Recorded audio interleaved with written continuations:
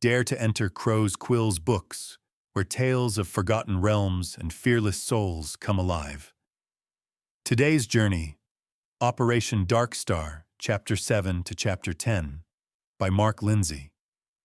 Will you uncover the truth hidden in the shadows? Chapter 7. The young woman burst into the back room, looking panic-stricken around. "Tarnay!" she screamed frantically. "What?" a voice replied casually. A barrel-chested man appeared through the back door leading into a private alley. In each hand a large keg of beer. He hefted the considerable weights with ease. "We're in big trouble," the young woman said, and started to cry. Tarnay sat the kegs down and moved to her side. In the 6 months that he had been working here since leaving the Marine Corps, the woman before him had been one of the few genuine people in the bar that hadn't been intimidated by him, or more appropriately, the long, jagged scar that ran from the corner of his eye, down his cheek, jaw, and neck, and disappeared beneath the collar of his shirt, a lasting reminder of an IED in Afghanistan. "Cynthia, what is it?" he asked with genuine concern. Still crying, she pointed to the door she had just come through. "Can't you hear that?" she replied. Turning his head slightly, he strained to listen. Through the thin walls, Tarnay could hear the sounds of yelling and screaming, but there was something beyond that. The big ex-Marine swore he heard something primal and dangerous. "What is that noise? It sounds like..." "Growling?" Tarnay asked, moving Cynthia to the side. He was about to head out into the bar when she threw herself in front of him. "You can't go out there," Cynthia pleaded. Despite his immediate instincts in wanting to protect the woman, Tarnay was also beginning to lose his patience as well. "I'm going to have a quick look in the bar. Stay here." "Okay," Tarnay insisted. Cynthia just stood there, pale and trembling. "I'm sure that whatever is out there, it can't be as bad as you thought it was," Tarnay added. "No. It's worse," Cynthia said, and watched Tarnay pass through the door, being careful to shut it behind him. Beyond the door, there was a short hallway, and past that, another door leading out into the bar. The sounds of terror and fear were getting louder and intensifying. Since taking up employment as the go-to man at the Ace in the Hole, Tarnay had been involved in a few altercations with drunk and disgruntled patrons. In fact, there was a part of himself that enjoyed that wild aspect of the job. This would prove no different. Rolling up his sleeves, then cracking his large knuckles, he took a deep breath and entered the bar, ready for anything. Tarnay couldn't have been more wrong. The Ace in the Hole was more than just a bar. There were 4 different areas of the interior. Multi-levels, connected by wide staircases. Each area had its own bar, 2 areas had dance floors, and on any given night, they housed a band or DJ. Maximum capacity could hold 550 people, and there were usually 24 staff working every night. More on Fridays and Saturday nights. Thinking that security had already tackled the problem, Tarnay stopped dead in his tracks as the door slammed behind him. They looked like creatures from hell, dozens of them. All shapes and sizes, but all with the same purpose: to kill anything not like them. Everywhere he looked, he could see death and destruction. There were people scrambling for their lives, beasts slowly and easily bringing them to ground and ripping them asunder. Tarnay had frozen, never in his worst nightmares. Could he ever have imagined such a horrific sight? And in the breath of a second, he was not only a witness to it, but a potential victim. To his immediate right, something snarled. The ex-Marine barely had time to turn when he was struck from the side. Years of unarmed combat training allowed him to go with the blow, Using the momentum, Tarnay rolled and pushed. The creature, the size of a motorcycle and the body similar to a canine, was thrown violently over the railing of the nearby staircase. It struck the ground hard below. Its back breaking on impact, still alive, the beast shrieked in agony, only to find its brethren turn on it, tearing and devouring the now hapless demon. Tarnay wasted no time after having surveyed the nightclub. He realized it would be a futile attempt to leave through the main exit. Plus, he had Cynthia to think about. The ex-Marine closed the door carefully behind himself. He still couldn't believe that he had made it back to the storeroom alive, the floors outside literally slick with the blood of patrons. The moment he was inside, Cynthia leapt into his arms. "Thank God you're back. I thought I was all alone." Cynthia half sobbed. She was shaking and crying, more uncomfortable from this sudden display of emotion than the shrieking obscenities outside. Tarnay held her at arm's length. "It's okay. I'm back, and more importantly, we're alive," Tarnay said calmly, knowing the young woman's sanity was hanging on by a thread.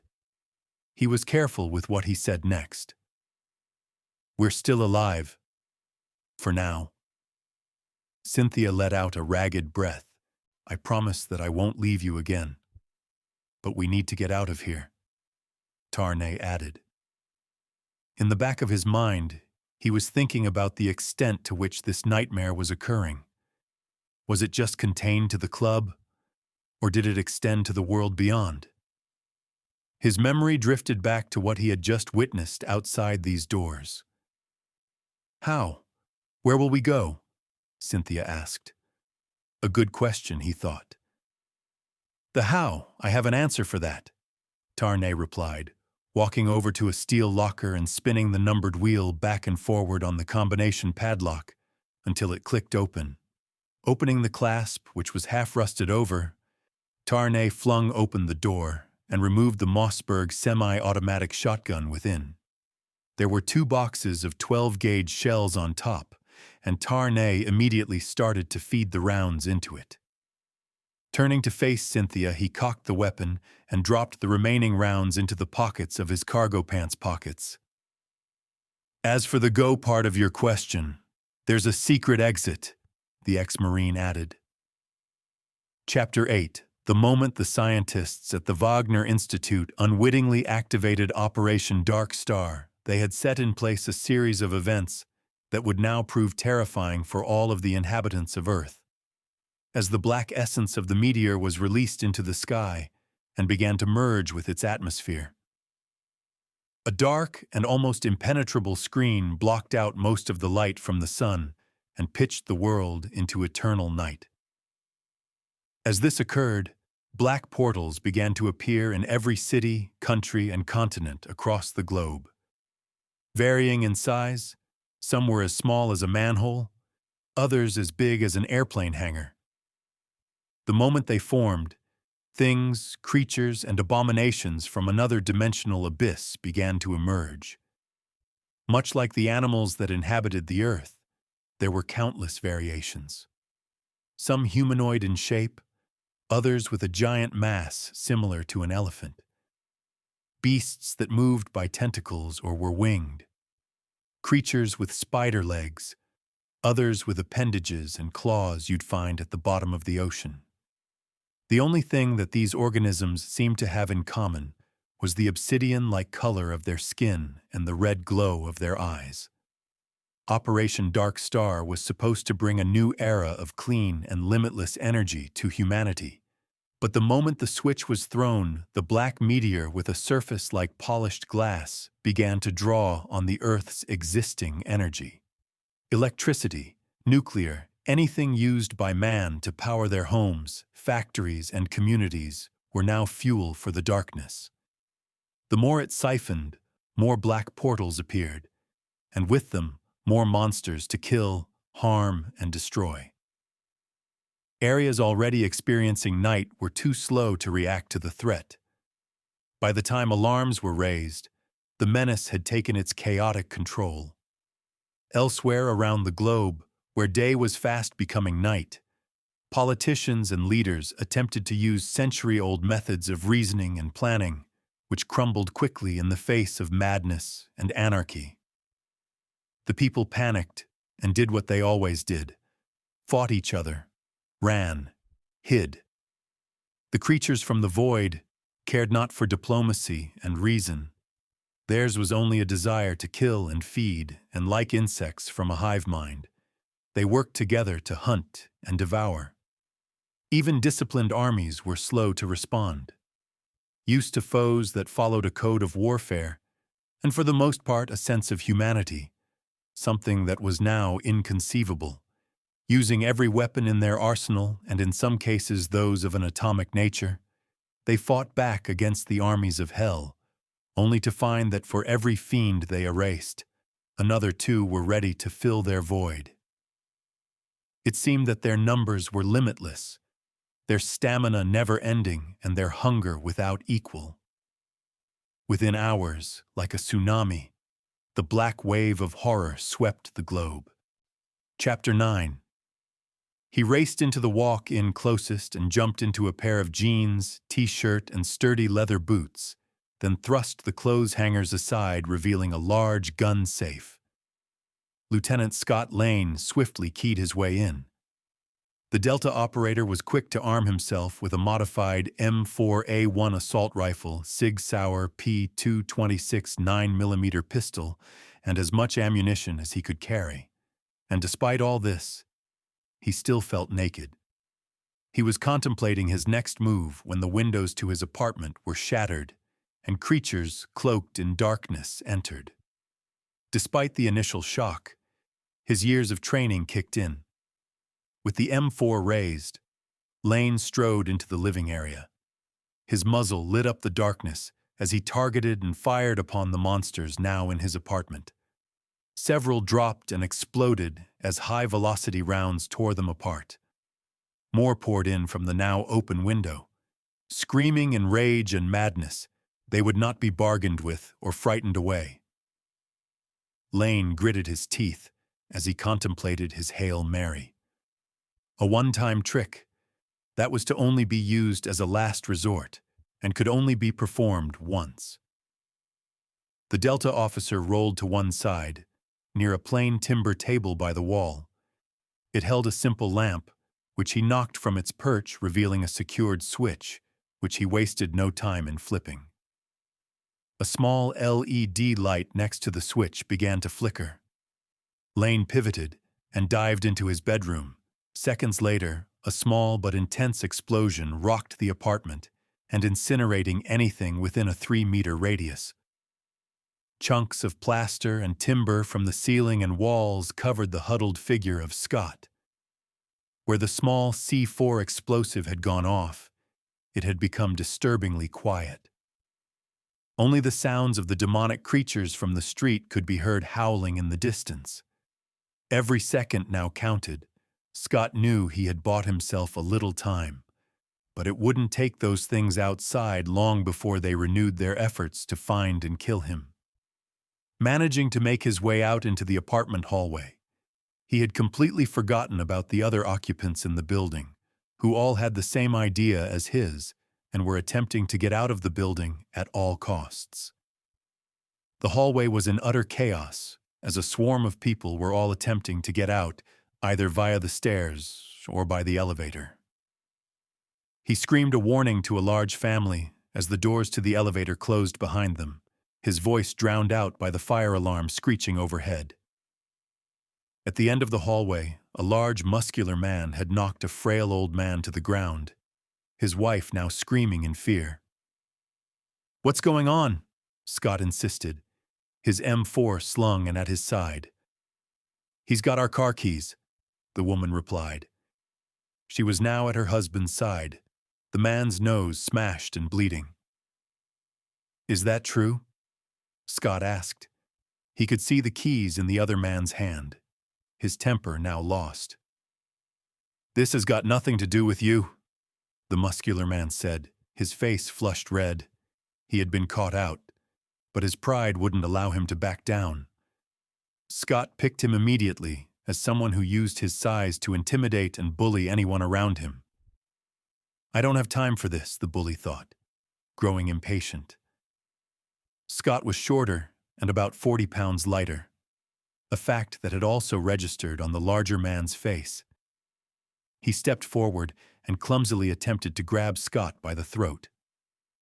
The Delta soldier easily sidestepped the attack, and using the webbed area between his thumb and forefinger, he jabbed sharply the bully's exposed throat.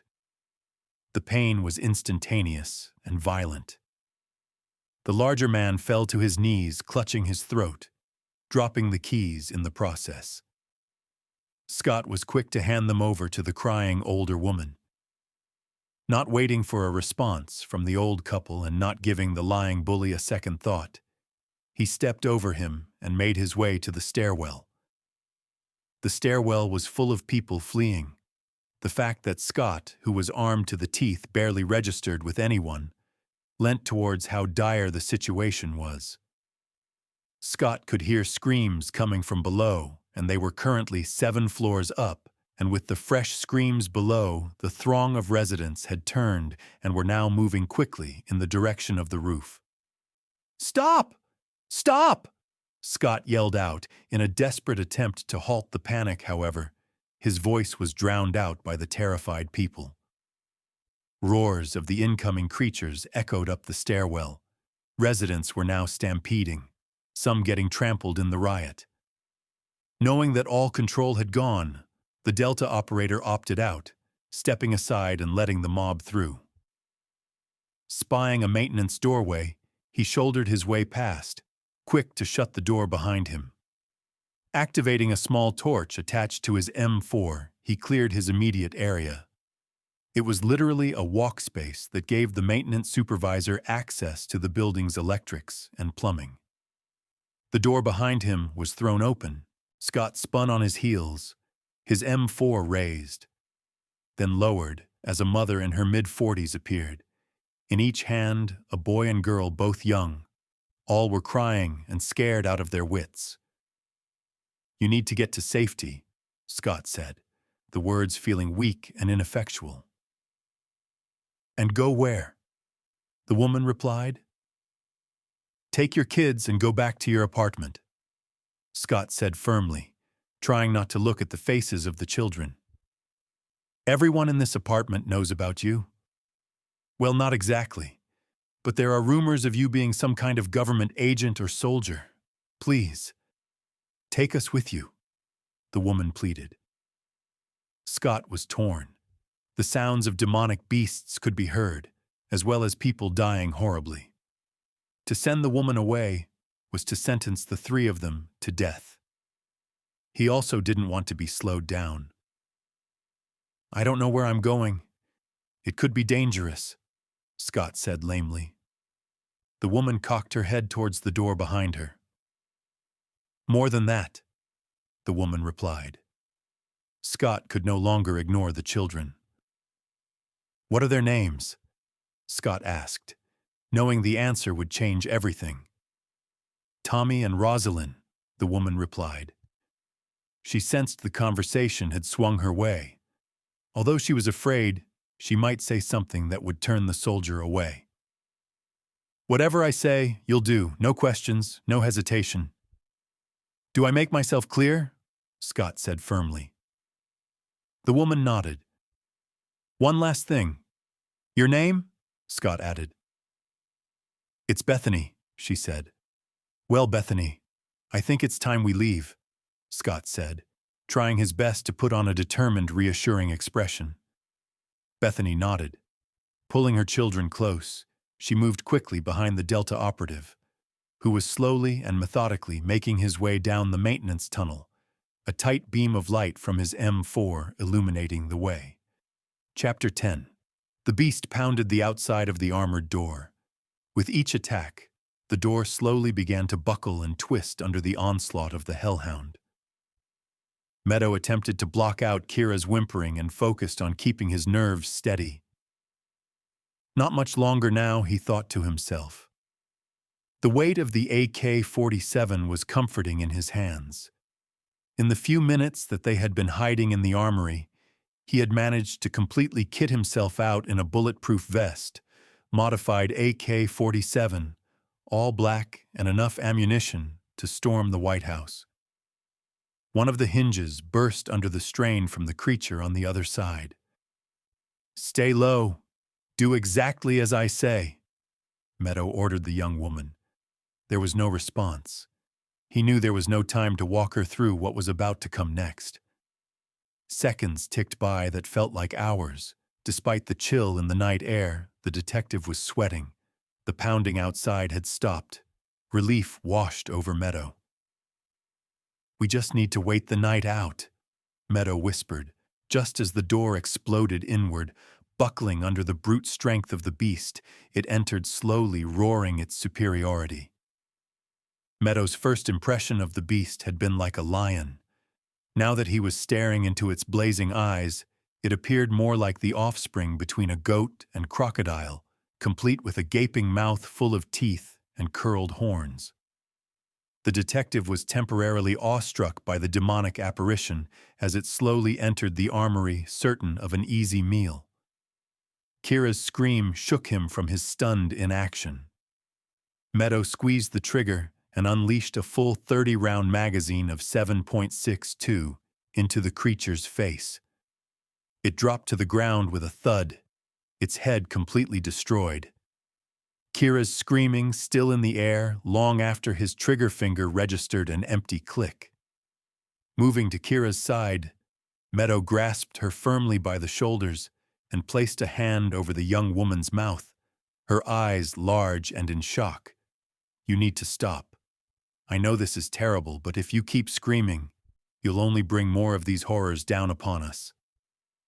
"Okay," Meadow said calmly. Kira nodded slowly under his hand. "Good. I'm going to remove my hand now. Are you going to keep quiet?" he added. Another nod. The detective seemed satisfied by her response. He gently pulled his hand away and released his grip on her. "What are we going to do now?" Kira asked. Meadow looked around at the safety of the armory and knew in an instant that he couldn't stay. "I need to go back downstairs," Meadow said. "No!" Kira yelled, then slapped both hands over her mouth, looking around in fright, expecting another creature to storm the armory. After several seconds, nothing happened. There was no noise. She lowered her hands. "Please don't go down there," Kira begged. "I have to. I don't know how big this thing is, Kira. I have a lot of my police brothers and sisters who are asleep and unaware of what is going on right now. I have to send out a message. If you want, stay here. I promise I'll be back to get you." Meadow had barely got the words out when Kira jumped into his arms, her hands tight around him, desperate and unyielding. "No, please no," Kira whispered. "I didn't think so, but I thought I'd ask anyway," Meadow said with a shrug. They made their way slowly back down the stairs. Meadow took the lead, his assault rifle raised at the ready. Kira followed closely behind. She refused to carry a weapon, but was more than happy to fit herself out with a bulletproof vest and Kevlar helmet, which was 3 sizes too large. The lights went out, and to Kira's credit, she made no noise despite being frightened out of her mind. Meadow gritted his teeth, expecting the worst. "Don't panic. This will only—" They were suddenly bathed in red light. "Emergency power has kicked in. That means the power is down across half the city. That's not a good sign," Meadow added. They continued down the stairs. They strained to hear any evidence of imminent danger. The detective tried not to think of what might be occurring outside. He had a mission to alert others, if the alarm hadn't already been raised. Nothing was certain. Weaving their way through the inner offices back towards the front of the building, Meadow's eyes were drawn to the mutilated body of Constable Wentworth, his remains made more gruesome by the red emergency light of the hallway. He shielded Kira from the sight, moving towards the night shift officer's desk. A DS-920 sat on the corner of the desk, a state-of-the-art callback system designed to send messages to officers. How this differed from regular texting technology was the ability to override the cell phone settings. Plainly speaking, the message would get to whomever was inputted, even if the phone were turned off, or battery power out, the sound off. The recipient would get the message. Meadow jumped behind the desk and quickly added every member of the force to the list of recipients. The detective then proceeded to type a single sentence. The city is under attack. Any available officers report for duty immediately, if you are able. This is not a drill. Senior Detective Saul Meadow. Meadow paused, then added, Those with families, remain with them. Good luck. The detective pressed send. What now? Kira asked. She was looking over his shoulder at the call back screen. Meadow got to his feet and shouldered the assault rifle. We stay alive, Meadow replied grimly.